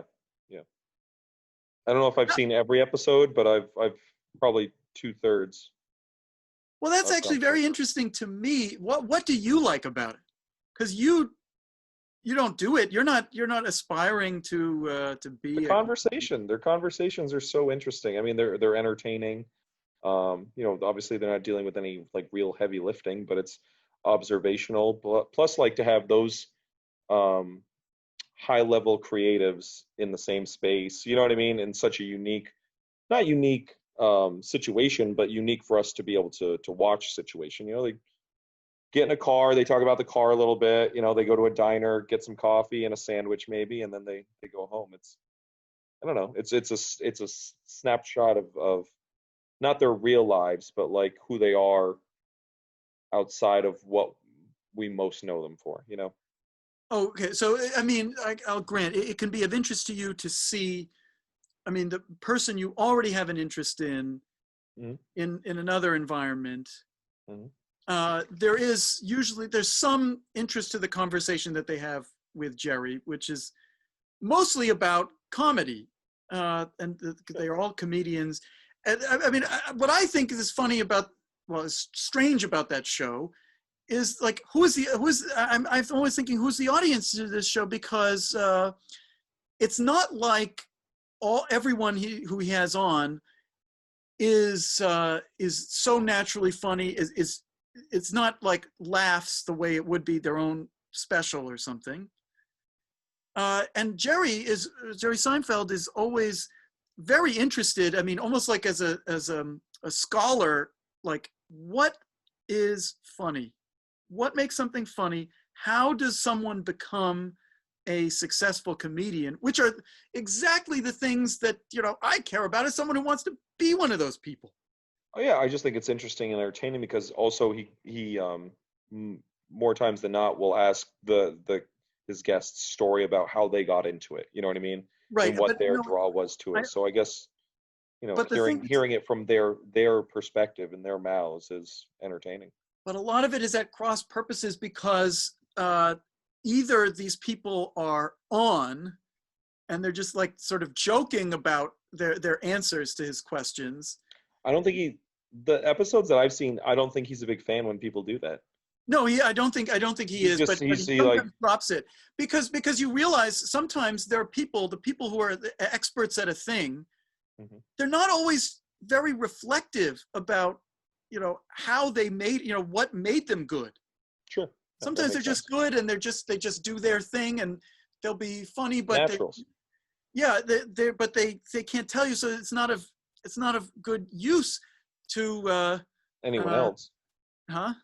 It's not of good use to anyone else. Yeah, it's not a good use to anyone else. There's this mathematician billionaire, Jim Simons, another guy who I'd like to be with, be like, someone who, his career is pretty incredible. Here he did great work in. He made the games, right? With the colored panels that you have to hit over and over. Hit the color panel. Simon. No, that's not that Simon. There have been other Simons. Jim Simons is the son of Jim Simons of Chern-Simons theory and the Simons cone and some secret work in cryptography and cryptanalysis at the Center Secret for Communication. Work. Huh? Yeah. Secret work? How do you know work about at the place that wouldn't hire me, and then also at another place that wouldn't hire me, Stony Brook. But then he started his own hedge fund, Renaissance, that also wouldn't hire me. All their losses, Daniel. I think so too. And the Flatiron Institute also wouldn't hire me. Anyway, all these things, they wouldn't hire me. You should have a whole segment about places. Someday I'll get this guy if he doesn't die. But he is the richest mathematician in the world because he started a hedge fund that used math to do algorithmic trading, and he's a billionaire so many times over. And why can't I be like that guy? What was I supposed to say about? Oh, the point is, he gave a talk about like how did he do, about his life, and to hear him tell it, it's just like, oh, well, I was a mathematician, they hired me to do this, and then I got fired. So they hired me to be the department head at Stony Brook, and I had the opportunity to hire the whole faculty, all these people.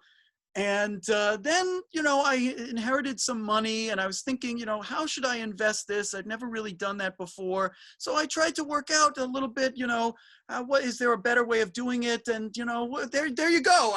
Now I have this, now I'm a billionaire. Wait a minute, there was something hard there. How did you, I can't follow that.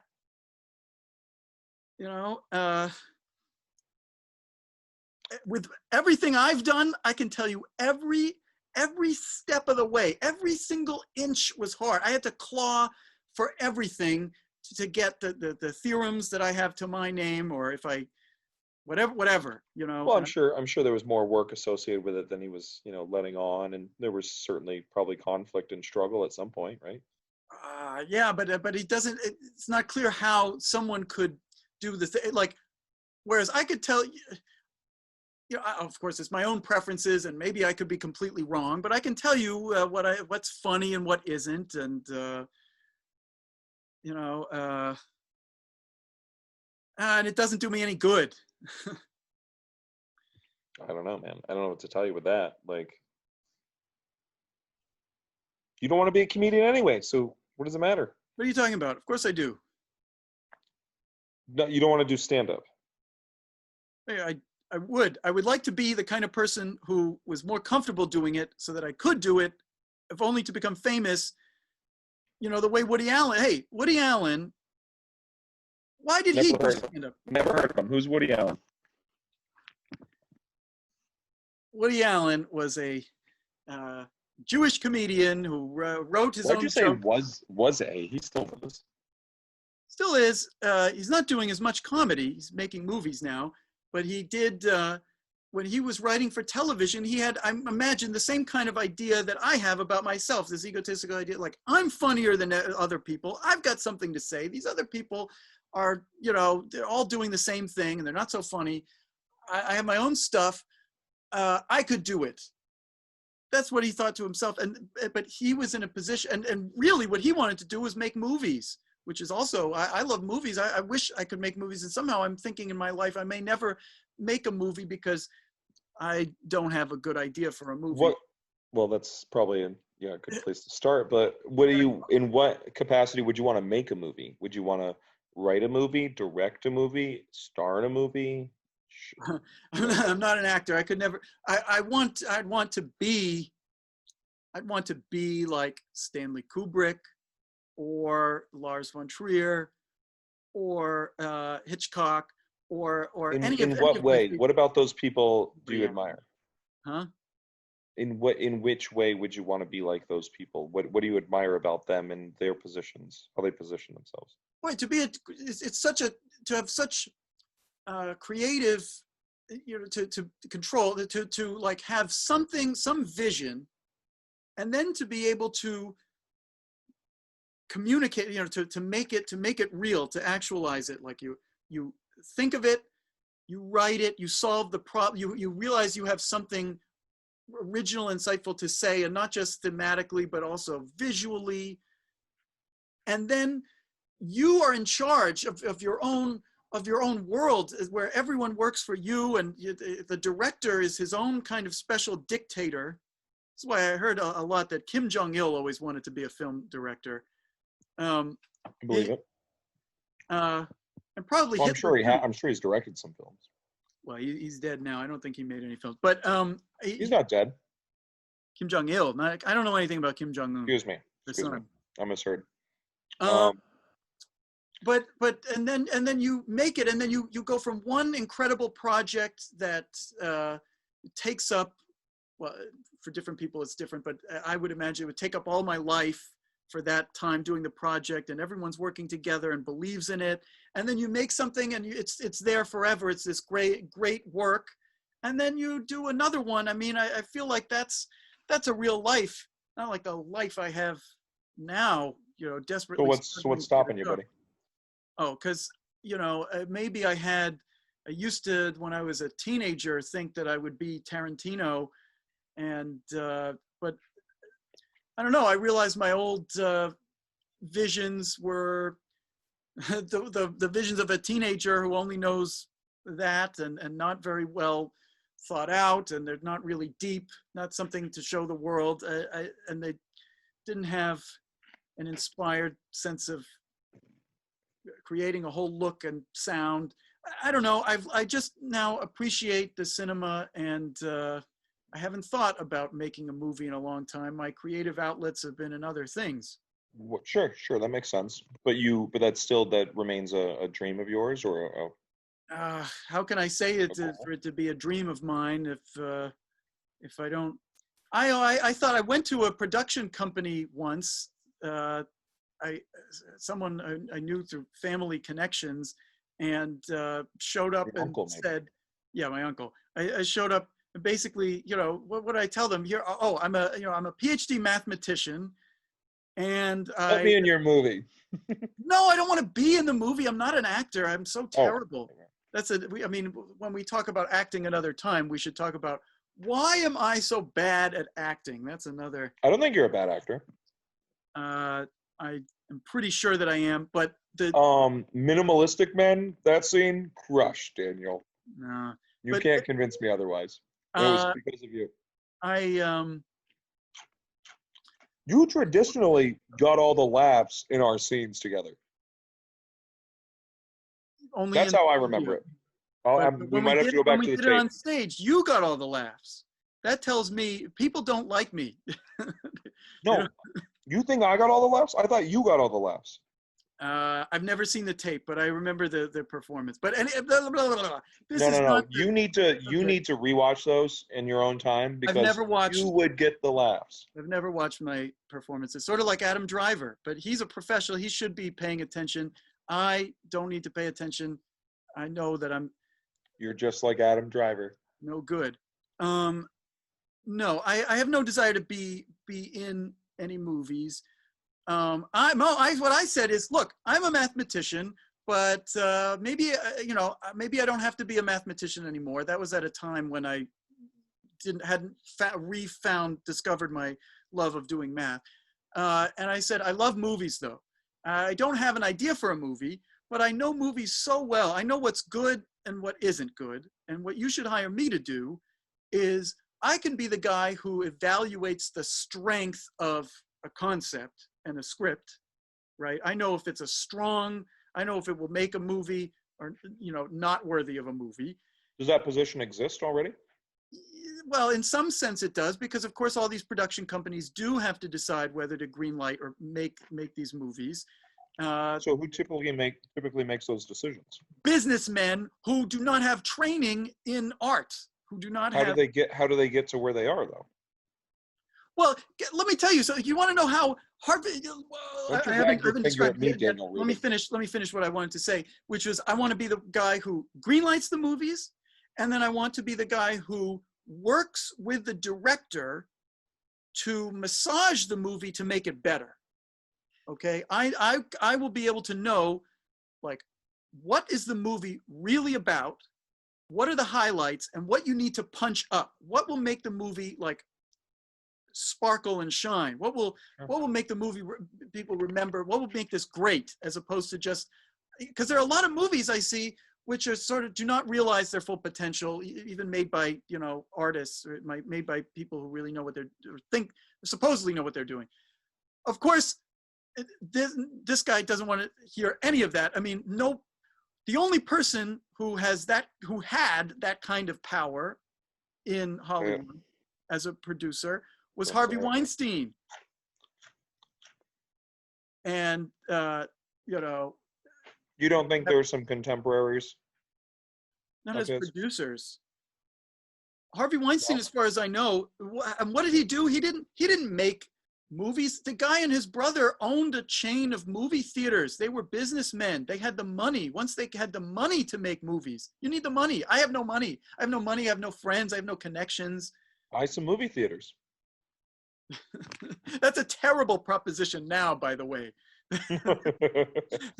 Those movies, you know what? I mean, this will have to be the conversation another time. Movies, I think, are in real trouble. No. No? Movie theaters, yes. I don't think These are going to have to change. I mean, yeah. they already are. They already were, but it's really going to accelerate. Movies are just not the same thing that they were for the culture. And I'm not seeing I consider it. I disagree. I consider it a very good year if there's one great movie in a year. I disagree, man. I think theaters are in more trouble than movies are by a substantial amount. I mean, look at Game of Thrones, for example. There are these iconic series that bring you the same sort of feelings that going to the movie would. Theater would. Let's hold that for another conversation, because there's so much to talk about those movies. I don't know how we got into this is just my own. The whole point that you get me onto these other things. I don't get you on anything. Woody Allen wanted to be Ingmar Bergman is the thing. Woody Allen wanted to be Tennessee Williams. He wanted to make films, but he wasn't known as a as a filmmaker. He was a television writer. So his managers told him to do stand-up, which of course played to his. He really thought he was funny. He should do it. Now I read that he experienced the same kind of trouble that I had doing it at first. He got some laughs, but it didn't come to him immediately. But within a few years, he was on the Tonight Show, and after doing it 4 years, he was performing at the White House. And it takes time, man. Where are those fries from? You get those fries? Is that fries? Are those veggie sticks? What are those? Green pea snack crisps. Green pea snack crisps. Organic Wegmans. Okay, those are not as good as fries. They're pretty good, but you're right. They're not as good as fries. My point is, I understand Woody Allen. I feel like that's the kind of mentality I have with regard to stand-up. Not the mentality of the people. Somehow I don't fit. Joe Rogan has all these people on his show, and they're all like from a different perspective, different walk of life from me. It's like, I don't know, a lot of alcohol issues, and there's a lot of what kind of alcohol issues? A lot of crude vulgarians and lowlives. Lowlives? Lowlives. I shouldn't say such things. I'm not. Who am I? But I don't know. I'm all I have is cerebral, and I don't know. I don't know how to be. I don't know how to be with a crowd because I'm not part of that crowd. That's the kind of. You're stressing me out. Comedian I am. You're saying you're stressing me out. Stressing you out? Yeah. How so? You're getting all worked up. You're shaking your hands. Trying to tell you what's what here. Tell me what's what. I'm listening. Well, okay. We've somehow talked way too much about me and my aspirations as a comedian, and not somehow about the differences in our worldview here, and how it is that we're friends despite living differently. Maybe if I were in Ithaca, I'd lean on you some more for finding me a girl and a way of life. But I wouldn't find you a girl. I would introduce you to people, Daniel, and you could take it from there. I got my own pursuits going here, though. So how's that going?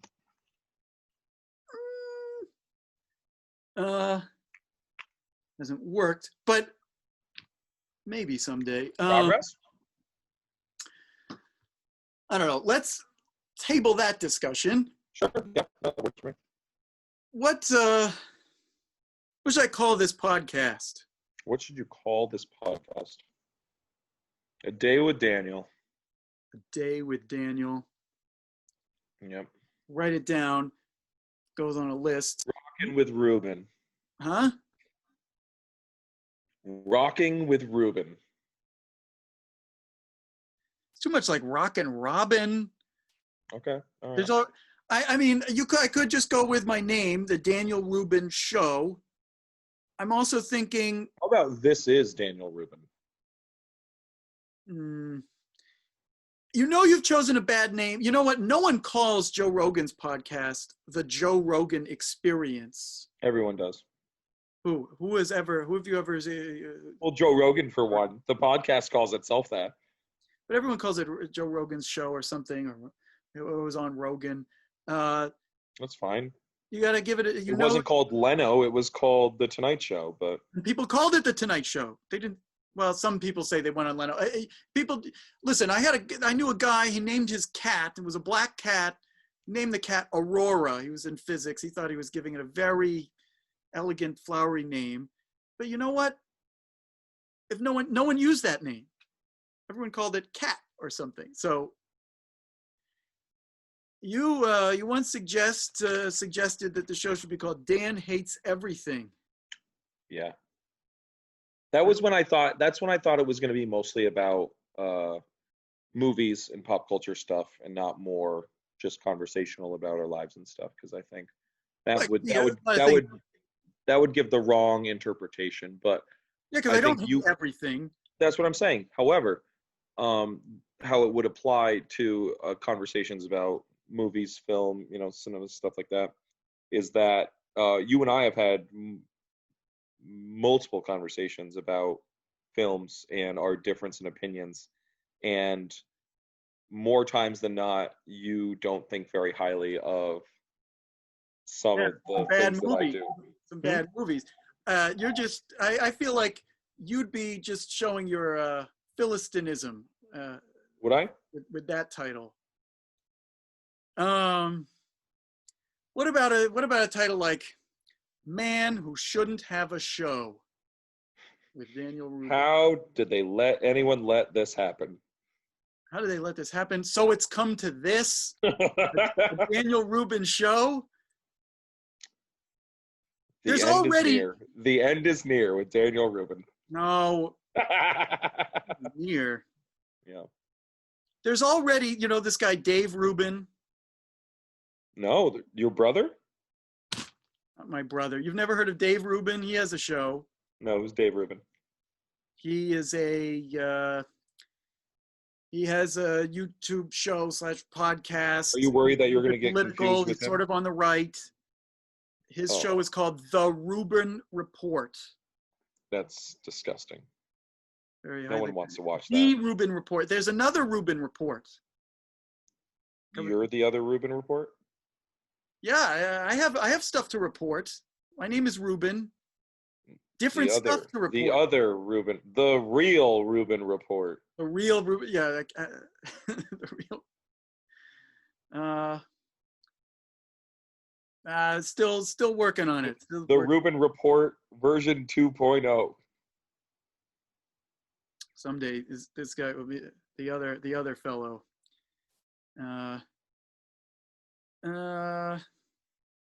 You don't like rocking with Rubin, huh? Am I rocking? Does that mean I have to license some rock? I don't know how to do any of this. Am I going to have to put music at the beginning? For sure. Is it a problem if I just take a song that I like? I think all these people, you have to get. Oh no, you can't do that. You'd get sued for that. You know what you can do though is you can play some music yourself. What? Play some music yourself, record it, and that'll be your song. I don't play. I don't have. It doesn't have to be like a song, dude. Like you've seen Curb Your Enthusiasm. Dum bum bum ba da da da da, and then the show starts. Well, yes, because that was music that Larry David had heard. I may have been public domain music. I forget. He knew he wanted that music. There's now you're gonna make me go and find some music, and it has to be the music that says something about me, and I haven't even chosen the title. I just want to make sure that it's not that, I don't know if any audience sees this, that they wouldn't rather it be your show rather than my show. That I'm the one who's supposed to be the head. This is your show here. You are the guest. I'm the guest. This is your show.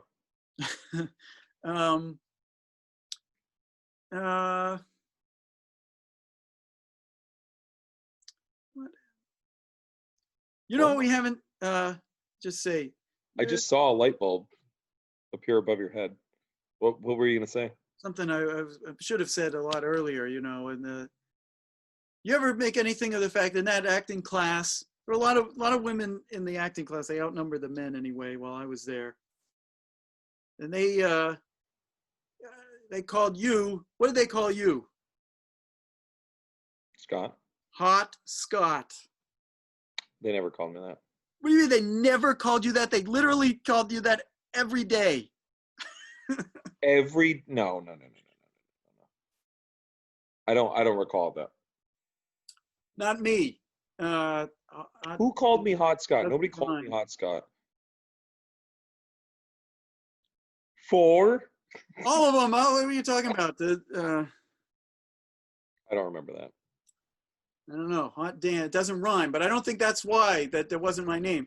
And I'm just saying. I'm not. Mine rhymed. That's why. I don't know. The Daniel Rugen Experience. Book it. It's too much like the Joe Rogan Experience. Who cares? And Who I don't want cares? to. Not having an experience, and that title I've already made Not my. having an experience. You're sharing your experience. Yes, that's a good point. That, you know, I always believed that the way in which that title was meant was watching the show is the Joe Rogan experience. But you're right. It could be that the show is. How could that show be anything? That show is 1,000% us living through the chaos that is inside of Joe Rogan's mind. It's not that much, you know. He's pretty clear what he's into. He's into comedy. No, I'm not criticizing. I'm just saying, like the his style of interview is very conversational, and he'll go on tangents. He'll interrupt. He'll ask questions. You know what I mean? And he curates his guests around his interests, and you know, not saying things that only he's interested in, but things that he wants to talk about, and he prepares ahead of time and stuff. So yeah, I'd argue very much that it's his experience that he's sharing with us. What podcasts do you watch? Actually, now I'm sort of curious. Basically, just that one. Actually, I just got sent a really good one about the business WeWork and how. Have you heard of WeWork? Yes. I'll send you some. Weren't there problems? Yep. And aren't they just basically finding office space for multiple businesses, and it was a thing that actually had been done a long time. Apparently so I was sent a podcast this week about the internal culture and how it kind of escalated and evolved and then led to their downfall. So I'm excited about that. Boy, I know from what I've learned about business, I don't fit into the bad cultures or the good cultures. This podcast could also, you know, spell the death of any hope of my being part of a business. We'll just have to see when I have to say what I have to say. Dan, you miss 100% of the shots you don't take. Yeah, but I'm taking a shot that is, you know, has risk associated with beyond just, you know, whether I'll make it, you know. By the way, did you read my essay? No, of course you didn't. Of course you didn't. Oh, I will now. I will. What was it? Would you send me like 18 pages? It's 15 pages. I told you it was 15 pages. You told me it was 15. You said you wanted to read it. I said... I do want to read it. I wasn't lying when I said that. There's a controversial yet very insightful stuff in that essay. I don't like how you smirked when you said that. Makes me nervous. I don't know. And your controversies dangerous at times. I watch a bunch of podcasts, I guess, now, because what the hell else? I'm no longer reading The New Yorker in the bathroom. I'm listening to some podcasts. Perfect. Whitney Cummings has a podcast, and I don't understand. The title is "Good for You."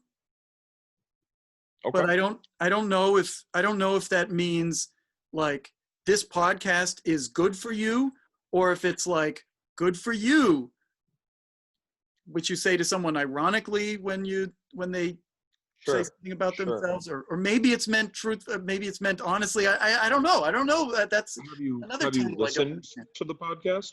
Huh? Have you listened to the podcast? Yeah. And you have no interpretation about how you have no opinion about how the title's supposed to be interpreted after how many episodes have you listened to? 3 or 4. Hmm. Um, And do you think it's that kind of like good for you? Do you think that's that? I don't know. I don't know. She has a very sassy gay assistant or something. Not a lot of I don't know. I think women have a lot more gay male associates or friends than do straight men like myself. There's not a lot of You think so? that in my life. Huh? I said you think so? Yes, I think so. I don't know, so I'm just guessing because I'm going on my own experience and her podcast and the show Girls, and that's about it. But I don't know. I might be at the meandering part of this podcast. Meandering. I don't know what to do. What do I conclude? What do I conclude from this? It's just that you care about more people and are interested in them and genuinely engage with them and have a life with more friends. You don't seem satisfied though. And I'm not satisfied, and yet I Yeah. can't quite be like, I could try, but I'm not going to get there. I'm just going to have to. Don't try to be anything other than yourself, buddy. Like, come on. That's what, that's what people always say that. People say that, but you know what? If being yourself is not cutting it, which it was not, then you gotta do something else. Okay, sure. Yeah, some self-evaluation, some honest conversations, and like just look at the things that you're unsatisfied with and determine how you can improve upon them or adjust them and go from there, man. Take your steps. I've thought those things a long time, and it's just an endless climb for me, trying to get what I want. That's all I know. Isn't that life, buddy? Is it your life? What? Where are you trying to get to? Tomorrow.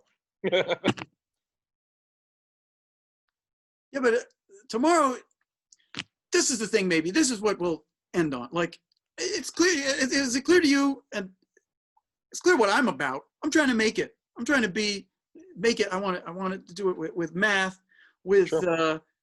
with being funny and people recognizing me for that, even though that's not even what I'm doing. So I got this podcast instead. I want women. I want it all. I want a life. Tony Montana over here. Huh? Tony Montana? Yeah, you want the world is yours. He had a lot of it, and he just couldn't go through with killing that girl in the car. He broke the first rule. He might have eventually had problems with the Colombian cartel, but anyway, but I mean, so I don't know that he was quite on the right trajectory, that it was a very sustainable path, but He was a villain.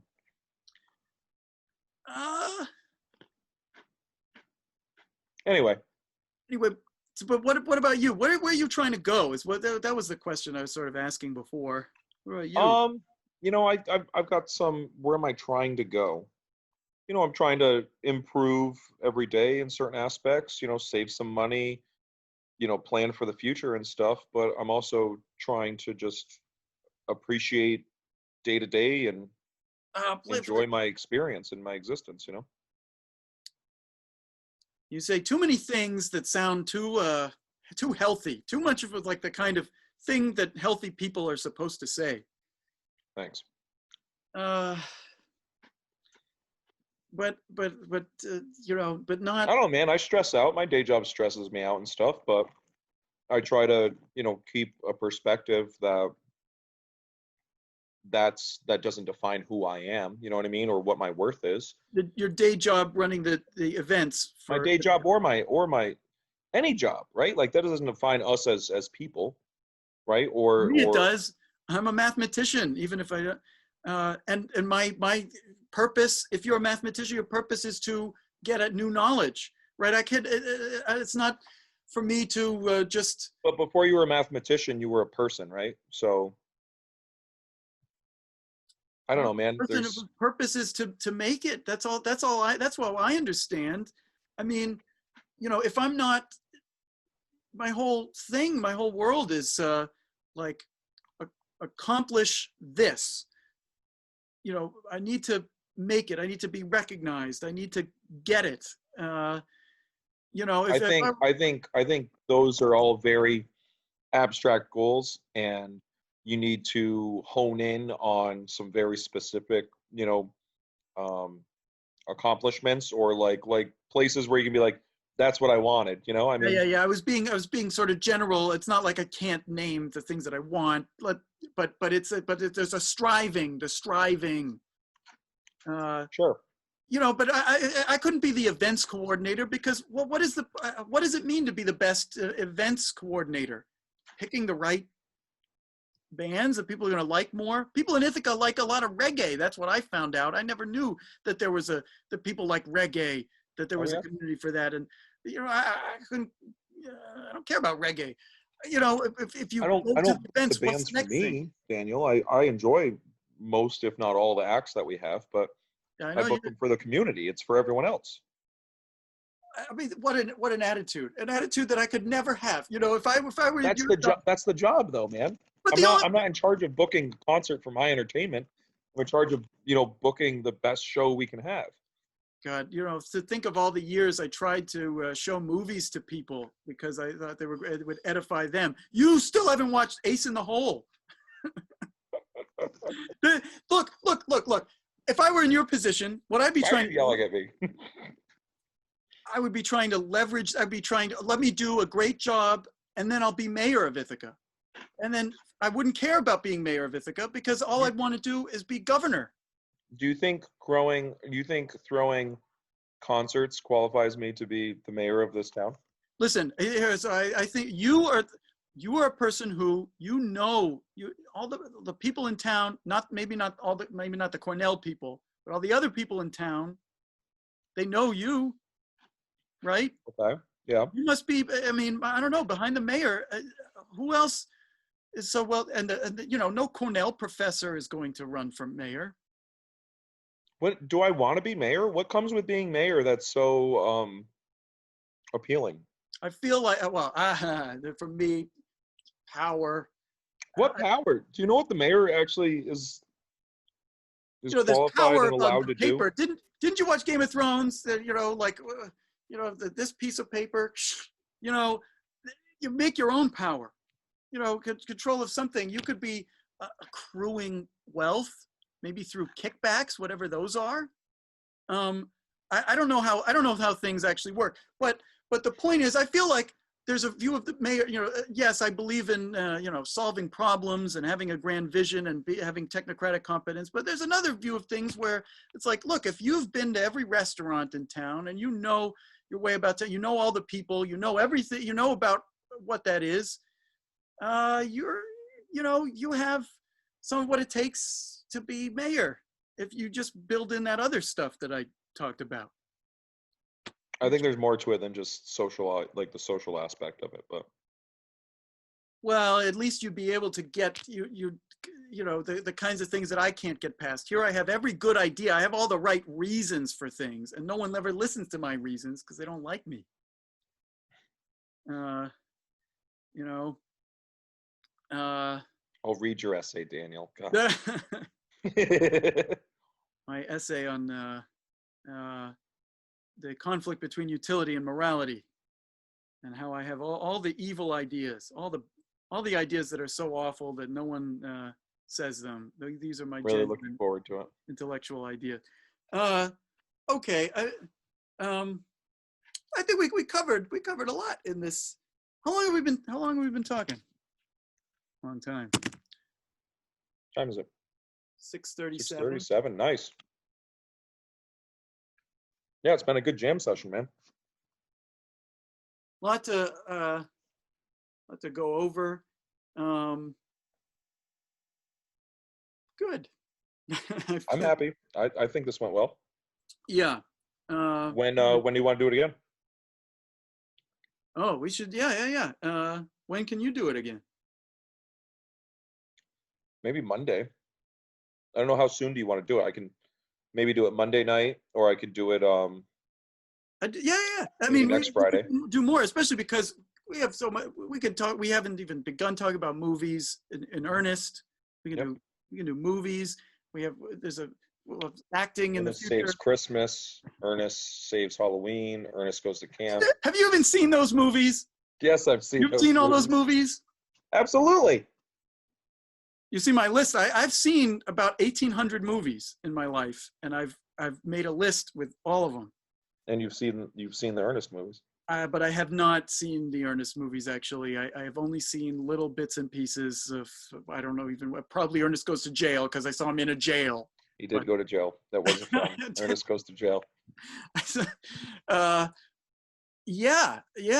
We should do this on I was afraid that it would be a long time because, I don't know. I've had such, you know how hard it's been to try to get, I've had some other flaky friends. I've been flaky myself. I want to talk some math and philosophy with a different guy. That's his jam. And cool. But yeah, we have plenty of good stuff. Anything else that you want to say that maybe it doesn't have to be part of the podcast? I mean, technically it's recorded.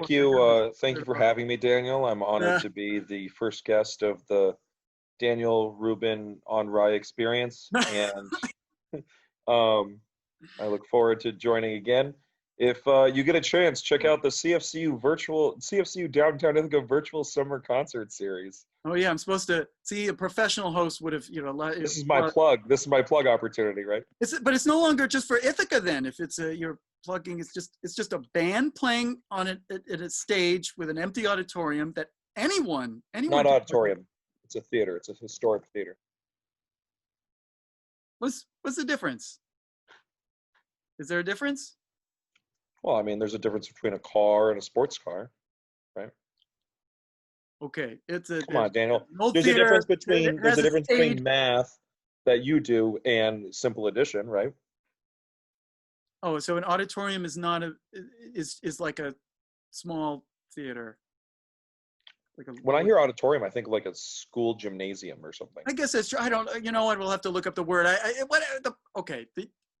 meant the same thing. The CFCU Downtown Ithaca virtual summer concert series is streaming live every Thursday for the next 3 weeks from 6 p.m. to 8 p.m. on the Downtown Ithaca Facebook page, YouTube page, and website, downtownithaca.com. The shows will live on virtually, so even if you miss the live performance, you can still check them out later.